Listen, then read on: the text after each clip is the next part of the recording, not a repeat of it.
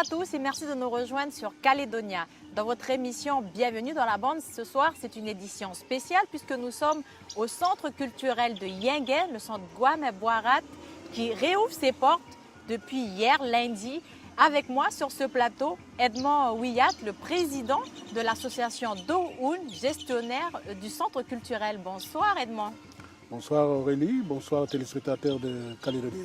Et merci de nous avoir consacré quelques minutes dans votre journée aujourd'hui. Alors Edmond, qu'est-ce que ça représente pour vous cette réouverture après 15 ans de fermeture du centre culturel? C'est une fierté,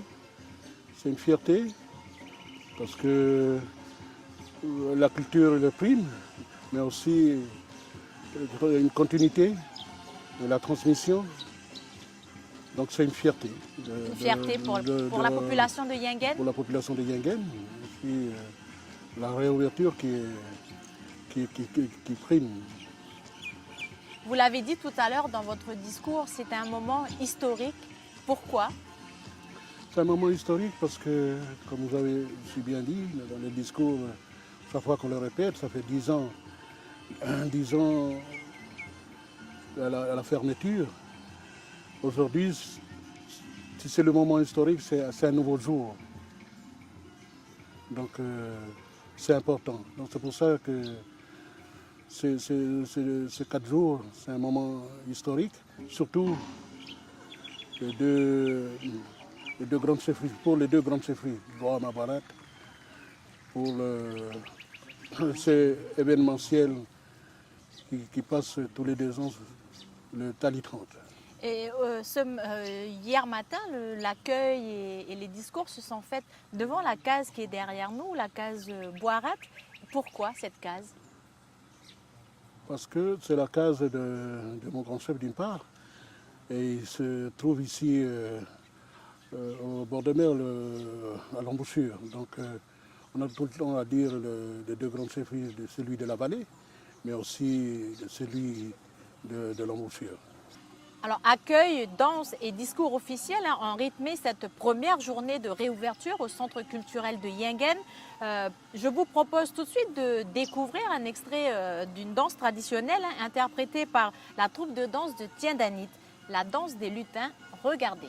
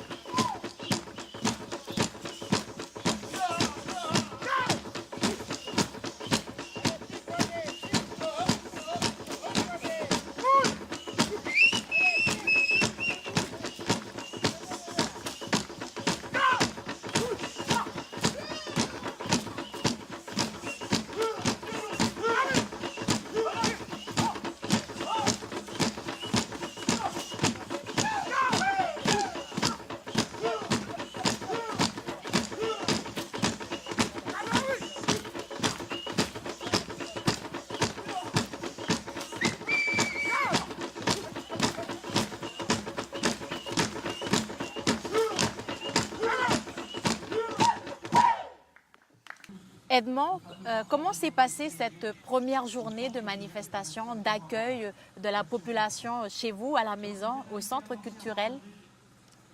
Ces premiers jours, c'est une grande richesse parce que toute la population du district Boirat, mais aussi du district Goa, pendant 10 ans que je dis auparavant, et ce moment d'échange, de se retrouver et d'apporter tous les savoir-faire du district Boirat et les savoir-faire du district Goa.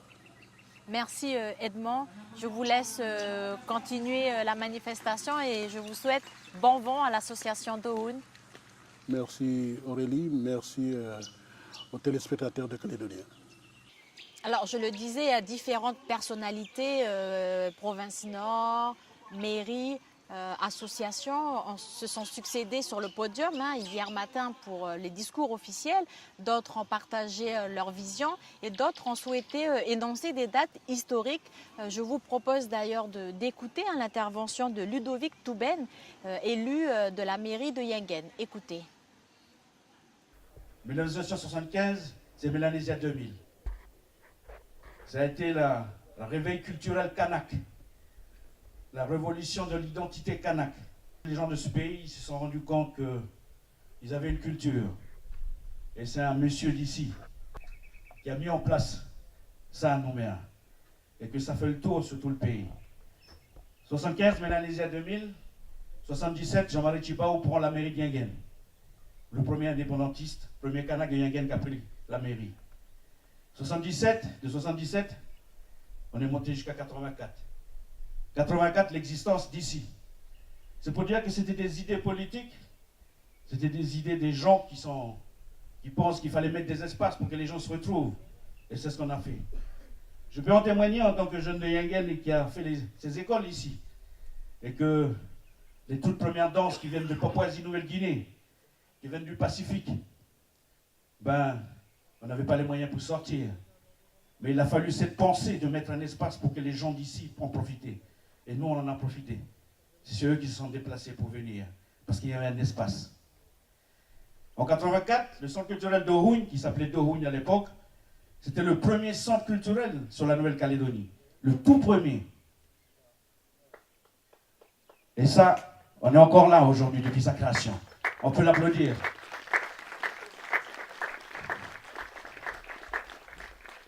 Aujourd'hui, la population de Yengen est fière d'accueillir le public au centre culturel Guam et Boarat, donc chez elle, à Yengen. Alors pour célébrer ce grand moment, 4 jours de festivités sont prévus. Angelo, quelle est la suite du programme pour les 2 prochains jours à venir, c'est-à-dire mercredi et jeudi? Mercredi et jeudi, dans la programmation, ce sont nos partenaires du comité Côte-Est, ce sont les mairies, et qui vont organiser l'animation au niveau de tout ce qui est animation du matin jusqu'à l'après-midi. Voilà. Et qu'est-ce qu'il y aura à découvrir tout au long de ces journées? Il y aura les ateliers même qui restent en place, les ateliers que l'on a mis en place lundi et mardi. Donc ce sont les ateliers permanents, c'est-à-dire les ateliers au niveau du Monet Kanak. Il y a le bambou gravé avec Paul Abois, Denise Tiavoine pour la peinture. Monet Kanak, c'est Yvonne Saïli, voilà, excusez-moi. Et puis, il y a aussi tout ce qui est art culinaire aussi, qui vont être mis en place au niveau de la démonstration et de la dégustation. Voilà. Donc vraiment beaucoup de choses à faire durant ces 2 jours à Yengen. Beaucoup de choses, pas mal de choses à mettre, à alimenter ces 2 journées-là, oui. Est-ce que toutes les tribus du coup de Yengen ont préparé quelque chose à venir présenter pour cette réouverture? Les 2 premiers jours, lundi et mardi, ce sont les 2 jours des 2 districts, Guam et Boarat. Donc ils ont apporté ce qu'ils peuvent emmener pour pouvoir montrer ou démontrer. Comme cette danse des lutins qu'on a pu découvrir en début d'émission. Ça, c'est une danse c'est une danse que les gens le font très rarement, que dans les occasions de cérémonies, etc., que l'on demande à ces gens-là de venir faire une prestation de ces danses-là. Voilà. C'est le nen. Il y a eu des... Oui. Le nen. Ça veut dire lutin, c'est ça? Non, le nen, à l'origine, c'est une danse de lutin. Quand on parle de lutin, on parle toujours des esprits. Oui. Et voilà. Et c'est en quelle langue? Le nen, c'est en foin, on dit nen. Mais là, ce sont les gens de Goa qui ont dansé le nen, les gens de Tiendani. D'accord. Et ils ont leur façon d'interpréter et de faire cette danse-là, suivant leur manière à eux. Parce que le nen, ça se danse aussi dans les districts de Boarat aussi. D'accord. Est-ce que pour ceux qui n'ont pas eu la chance de venir vivre ce moment à Yengen, est-ce qu'ils pourront la voir, cette danse, peut-être mercredi ou à la clôture? comme je l'ai précisé, ce sont des danses qui se dansent pas tout le temps. D'accord. C'est à des occasions. Donc là, ils se sont produits une seule fois. D'accord. Voilà. Et puis peut-être une autre fois, lors d'une autre grande occasion pour pouvoir les faire danser. Et comment les festivités vont se dérouler jusqu'à jeudi? Est-ce que pour cette clôture de cérémonie de réouverture, est-ce qu'il y aura quelque chose d'exceptionnel, un programme exceptionnel?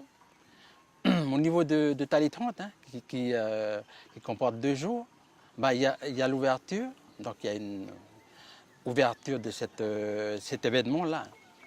Et il y a une clôture, la clôture de cet événement-là, de Tali 30, qui commence le lundi et se termine le mardi. Voilà. Ensuite, vient après, les mercredis et jeudis, ce sont les jours de nos partenaires. D'accord. Ce sont les partenaires, tout ce qui est comité Côte-Est et l'association d'Orun qui organise au niveau de l'animation ces 2 jours-là, mercredi et jeudi. Voilà. Alors, Angelo, il a fallu 15 ans au Centre culturel Guamet-Boirat pour faire peau neuve. Est-ce qu'aujourd'hui, il est totalement opérationnel? Opérationnel, oui. Même si au niveau de tout ce qui est rénovation, il y a une petite partie qui est à peaufiner, qui est à terminer. Mais le centre culturel, voilà, elle est ouverte et accueille le public, tout public, que ce soit école ou les touristes. Hein. Donc ils sont les bienvenus au centre culturel. Voilà. Donc Angelo, j'ai fait une petite visite de l'extension du musée et de sa salle d'exposition temporaire. Je vous propose de suivre cette petite visite que nous a proposée Jean-Romaric Néa. Regardez.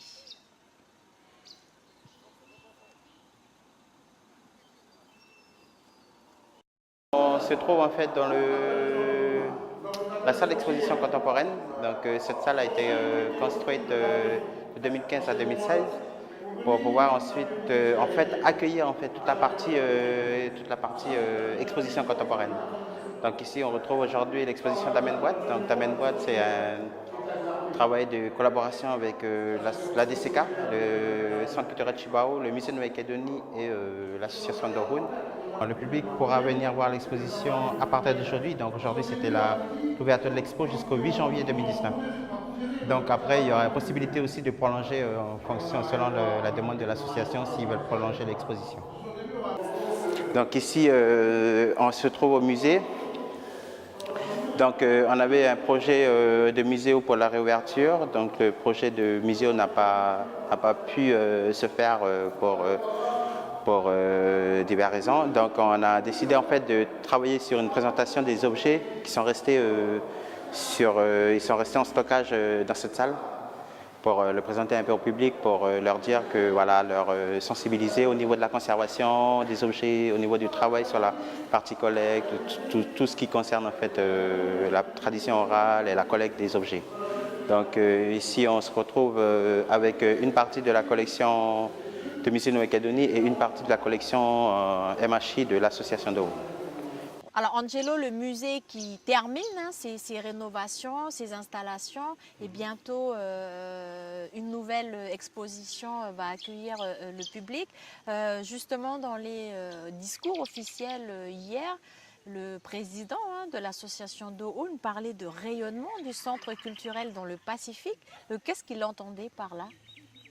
Nous avons la chance d'accueillir au niveau de la peinture, une Vanuataise, Juliette Pita, qui est venue avec Denise Tiavoine et Paula Bois-Goni.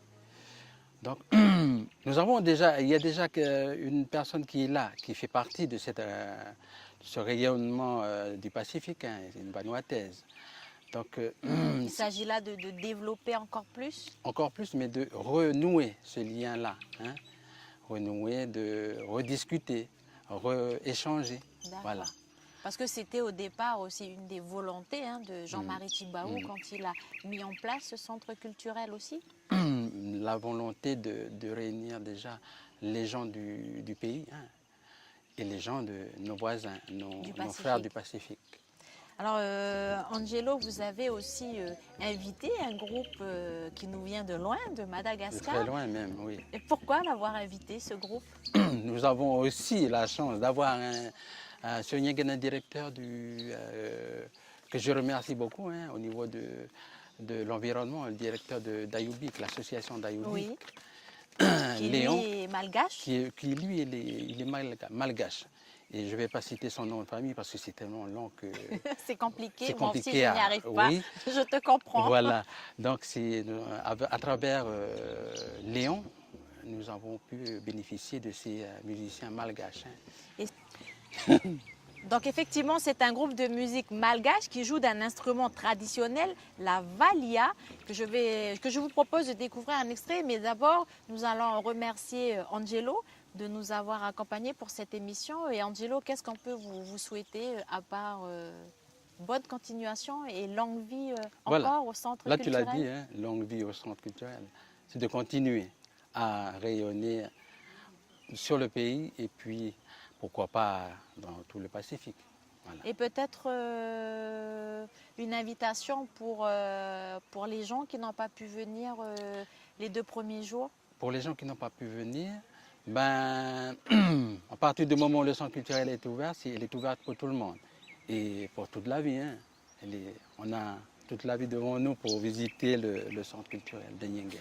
Donc n'hésitez pas, venez, on a une équipe formidable qui va vous accueillir chaleureusement au centre culturel. En attendant, je vous propose de découvrir un extrait de ce groupe malgache. Regardez ce qu'ils font.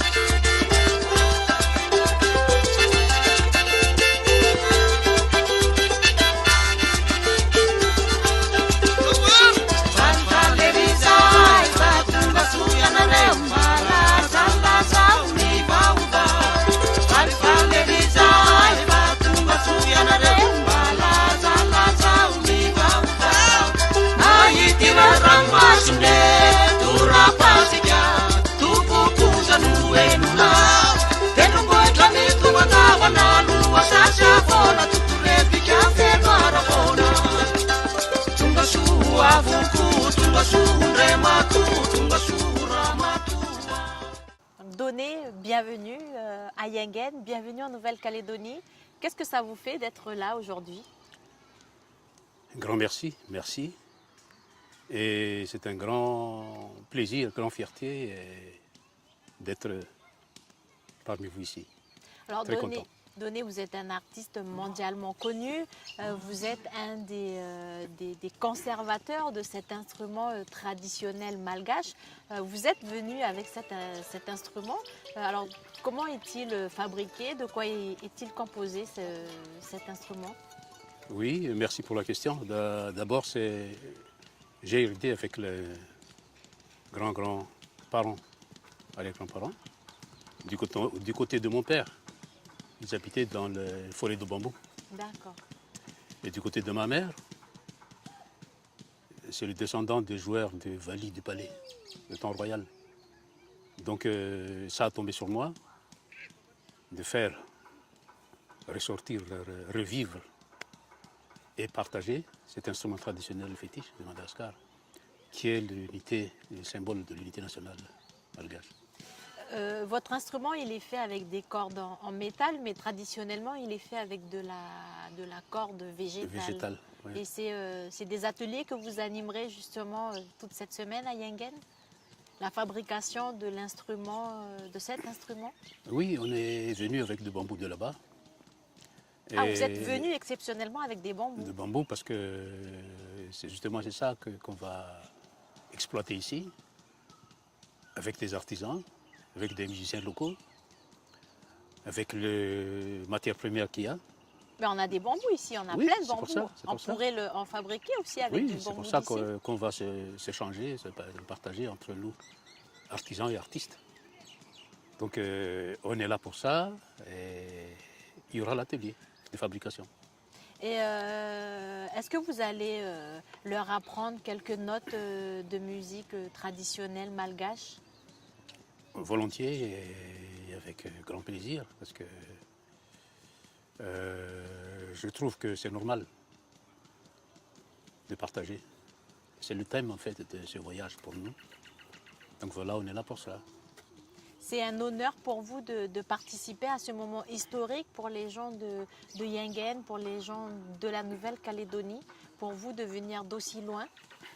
C'est un grand honneur parce qu'il y a encore beaucoup des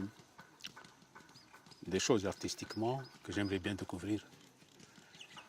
Comme le bambou pilonnant, comme la façon de jouer la flûte, comme la façon de kaneka rythmique et tout ça là, qui est très intéressant et ça me donne envie d'accompagner avec la Wali en fait. Est-ce qu'on peut écouter peut-être deux petites notes de votre instrument?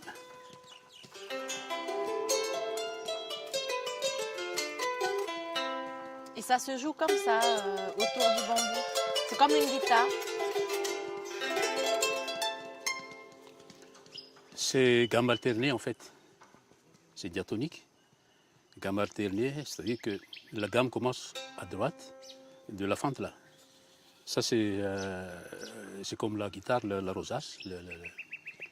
La sonorité sort là, la résonance. Et pour la Wali, c'est cette fente là que ça sort, là, le son. Donc si vous commencez à droite par le Do,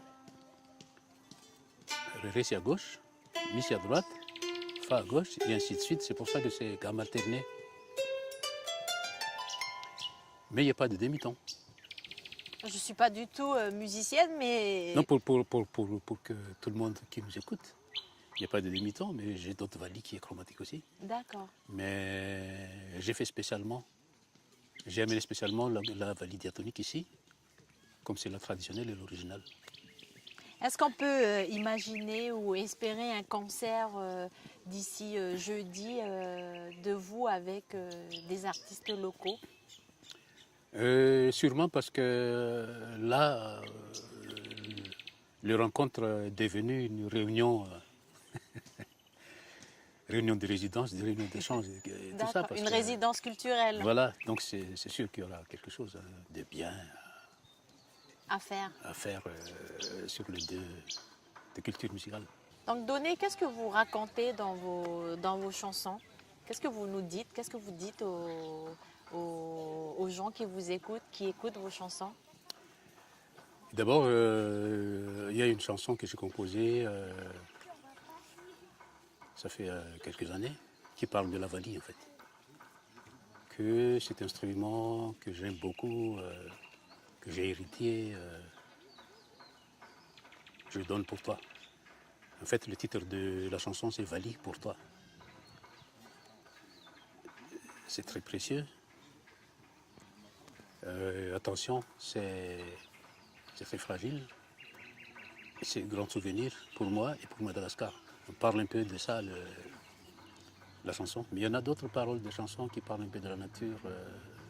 Il y a des belles chansons populaires aussi, qu'on va jouer, chanter, qui parlent un peu de la nature, comme le clair de lune, qui parle un peu de la mer en tant qu'une île. D'accord. Donc moi j'aime bien de parler un peu de ce que je vis, parce que j'aime bien la nature. Voilà. Peut-être à votre retour à Madagascar, une chanson sur la Nouvelle-Calédonie?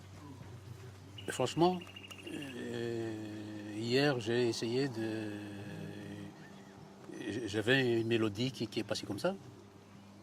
Donc peut-être après-demain ou demain, ce sera fait. Ah déjà, c'est aussi vite, ça va aussi rapidement dans votre tête. On me laisse tranquille, c'est tout. Donc quand la nuit m'a laissé tranquille, dans le silence, ça vient petit à petit, ça vient. Donc vous allez avoir la possibilité de voir donner mercredi et jeudi au centre culturel Guam Boirat à Yingen. Donc n'hésitez pas, si vous êtes en province nord, venez. Ou si vous êtes à Koné samedi, Donné se produira au complexe culturel de Koné samedi soir. Et la semaine prochaine, ils iront sur Nouméa en province sud. Donc Donné, merci. Merci de nous avoir consacré quelques minutes sur Calédonia. Merci Aurélie, c'est pas quelques minutes, mais c'est beaucoup pour moi. Donc rendez-vous pour vous tous, pour nous tous, donc à Koné Et à Nouméa. et à Nouméa. Merci. Et demain et après-demain. Demain et après-demain ici à Yingen. Vas-y, je vous laisse jouer un petit peu de musique. Donc sur ces quelques notes, je vous dis au revoir. Merci de nous avoir accompagnés tout au long de cette émission. On se retrouve mardi prochain.